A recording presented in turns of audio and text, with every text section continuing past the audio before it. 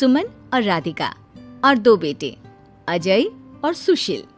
लेकिन लक्ष्मी जी के बहू बेटे उनको अपने साथ रखने को तैयार नहीं थे।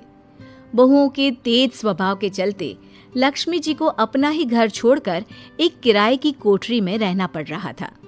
कुछ दिनों से उनके बेटों ने उन्हें पैसे देना भी बंद कर दिया था। ऐसी स्थिति में लक्ष्मी जी ने अपनी जमा पूंजी से एक छोटी सी दुकान खोली। एक दिन शाम के वक्त, अजी सुनते हो, तुम्हारी माँ ने दुकान खोली है। दुकान अब इस उम्र में दुकान पर बैठेगी वो। अब क्या किया जा सकता है, माँ की तो बुद्धि सठिया गई है। मोहल्ले में मजाक बनाएंगे सब हमारा। अरे जेठ जी, इसमें परेशानी क्या है अगर सासू माँ ने दुकान खोली है? हाँ, राधिका ठीक तो कह रही है। अपनी दुकान पर बैठी रहेगी, कम से कम हमें परेशान तो नहीं करेंगी। हाँ, वैसे बात तो ठीक है। खुद के 2 पैसे कमाएंगी तो कभी कभार हमें जो खर्चा देना पड़ता है ना, वो भी देने से बच जाएंगे हम लोग। फिर किस बात की परेशानी, खोलने दो माँ को दुकान, हमें क्या। वैसे भी अपनी कोठरी में चुपचाप रह रही है ना, चाहे दुकान खोले या मॉल बनाए, हमें उससे क्या लेना देना। अगले दिन सुमन अपनी सास की दुकान पर पहुंचती है। सासू माँ, आपकी दुकान में शक्कर है क्या? शक्कर जरा 1 किलो दे दीजिएगा। हाँ बहू है ना, लो बेटा 1 किलो क्यों, 2 किलो ले जाओ। सोच लो सासू माँ, घाटा हो जाएगा आपको, पैसे नहीं देने वाली मैं। देखो सुमन, ये मेरी दुकान है और यहाँ पर जो भी कोई सामान खरीदने आता है उसे पैसे तो देने ही पड़ते हैं। अरे सासू माँ, ऐसा क्यों कर रही आप?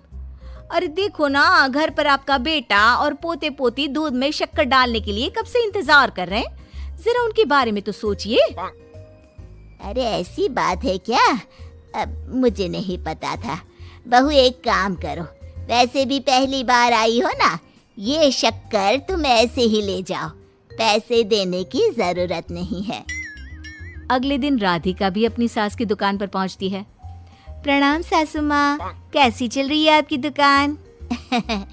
बस बेटा, जैसे तैसे करके काम चला रही हूँ। तुम बताओ, घर में सब राजी खुशी है ना? हाँ मम्मी जी, सब कुछ ठीक ठाक है। बताओ राधिका बहू, कैसे आना हुआ? कुछ काम था क्या? वो ना मम्मी जी, मुझे जरा 5 किलो आटा चाहिए था। मेरे पैर में ना बहुत दर्द है, इसलिए बाजार तक जाने में ना तकलीफ हो रही थी। घर पर बच्चे भूखे बैठे हैं, सोचा आपसे ही ले लेती हूँ। हाँ क्यों नहीं बेटा, ये लो 5 किलो आटा ले जाओ। हाँ लेकिन मम्मी जी, आपने जिठानी जी को शक्कर फ्री में दी थी, तो मुझसे भी पैसे तो नहीं लेंगी ना? हाँ, अच्छा ठीक है बेटा, कोई बात नहीं, तुम ऐसे ही ले जाओ, बच्चों से क्या पैसे लेना।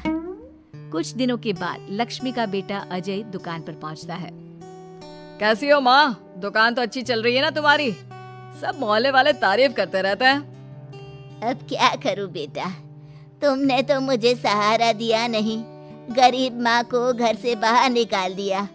कुछ तो करना पड़ेगा ना अपना पेट पालने के लिए। वो माँ ना बहुओं की बहुत चिक चिक रहती थी। अब देखो कितनी अच्छी जिंदगी है तुम्हारी, खुद कमाती हो, खुद खर्च करती हो, इससे अच्छी भला कोई जिंदगी हो सकती है क्या? हाँ बेटा, दिल को बहलाने के लिए तुम्हारी ये बात भी सही है, लेकिन कोई बात नहीं बेटा, मैं खुश हूँ। अच्छा माँ, मैं क्या कह रहा था, जरा 500 उधार तो दे देना। कमाल की बात है बेटा, तुम मुझसे पैसे उधार मांग रहे हो, तुम्हारे पास पैसों की क्या कमी है? अरे माँ, इस महीने की तनख्वाह नहीं आई और आप तो अपनी बहू को जानती है ना, उसे शॉपिंग करनी है, जल्दी वापस लौटा दूंगा माँ। ठीक है बेटा, ये लो 500 रुपए, लेकिन देखो कुछ दिनों में वापस दे देना, मुझे अपनी दुकान के लिए माल भी तो खरीदना है। हाँ ठीक है माँ, जल्दी पैसे लौटा दूंगा। बहुत दिनों तक अजय अपनी माँ लक्ष्मी के पैसे वापस नहीं देता और सुमन और राधिका बार बार किसी न किसी बहाने से अपनी सास लक्ष्मी की दुकान से बिना पैसे दिए खूब सारा सामान ले आती है, जिसकी वजह से लक्ष्मी को अपनी दुकान में बहुत घाटा होता है। फिर एक दिन जब राधिका सामान लेने के लिए लक्ष्मी की दुकान पर पहुंचती है। सासू माँ, जरा वो 1 किलो दाल तो देना। नहीं बहू, अब मैं तुम्हें या सुमन को कोई सामान फ्री में नहीं देने वाली। तुम लोगों ने कभी कोई मदद नहीं की मेरी, उल्टा मेरी दुकान से फ्री का सामान ले जाकर मुझे मुश्किल में डाल दिया है। लेकिन मम्मी जी, हम तो आपके बच्चे हैं ना। अगर इतना ही मेरे बच्चे हो तो फिर मुझे घर से बाहर क्यों निकाल दिया? देख बहू, अब मैं तुम्हें 1 रुपए का सामान भी फ्री में नहीं दूंगी। और जाकर सुमन को भी कह देना, आए दिन तुम्हारा पति मुझसे उधार ले जाता है और वापस भी नहीं लौटाता। राधिका गुस्से में घर वापस आती है। घर आने के बाद, क्या हुआ राधिका, बहुत गुस्से में लग रही हो तुम? सासू माँ की दुकान पर गई थी ना? सासू माँ का तो कुछ करना पड़ेगा, जब से ये दुकान खोलकर बैठी है। अक्कड़ तो देखो उनकी। अरे लेकिन हुआ क्या है? होना क्या है, दाल लेने गई थी, मुझे 4 बातें सुनाकर उल्टा भेज दिया, कुछ दिया भी नहीं।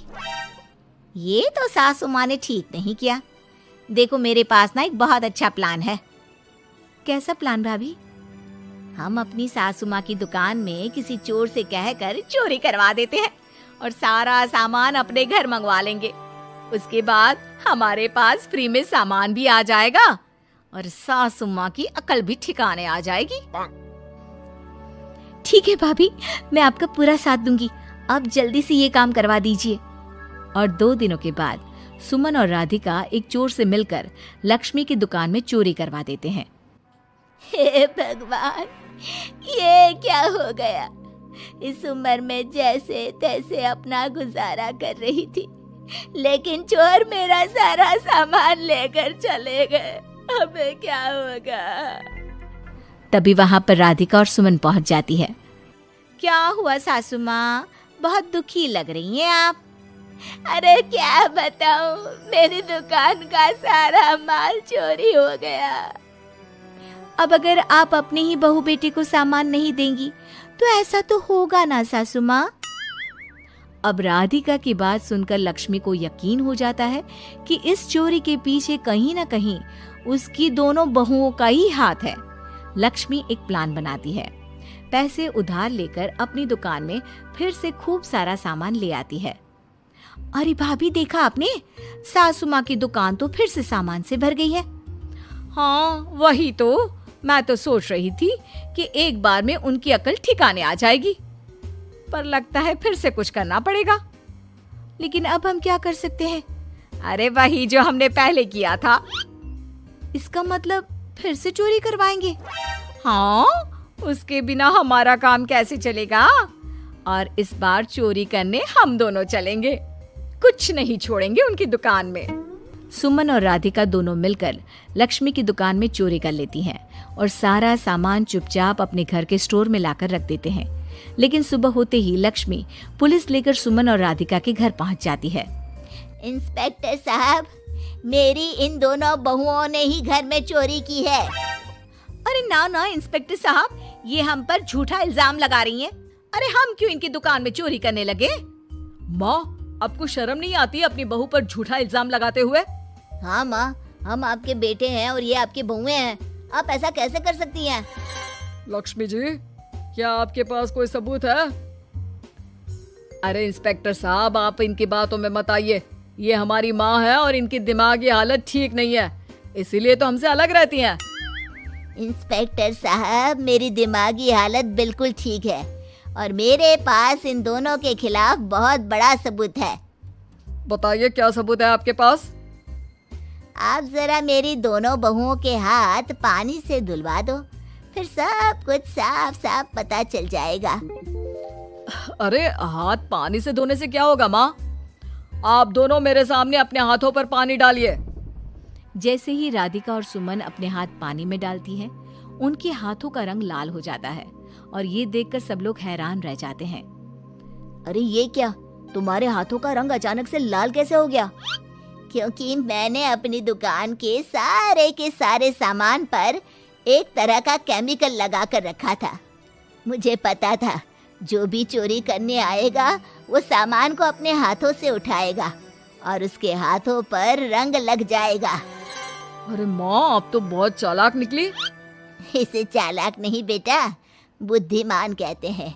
और जिसके तुम्हारे जैसे बहू बेटे हो, उसे थोड़ा बहुत तो अपनी अकल से काम लेना ही पड़ता है ना। शर्म नहीं आती आप लोगों को अपनी ही माँ को परेशान करते हुए? हमें माफ कर दीजिए सासू माँ, हम आइंदा ऐसी गलती कभी नहीं करेंगे। और हाँ, आपको अपने साथ रखेंगे, आपकी सेवा करेंगे और पूरी इज्जत भी देंगे। हमें माफ कर दीजिए। दोस्तों, हमें उम्मीद है कि आपको हमारी ये कहानी पसंद आई होगी। कृपया हमारे चैनल को सब्सक्राइब करें और सभी अपडेट्स के लिए बेल आइकन जरूर दबाएं। और हाँ, वीडियो लाइक और शेयर करना मत भूलिएगा। Bye bye.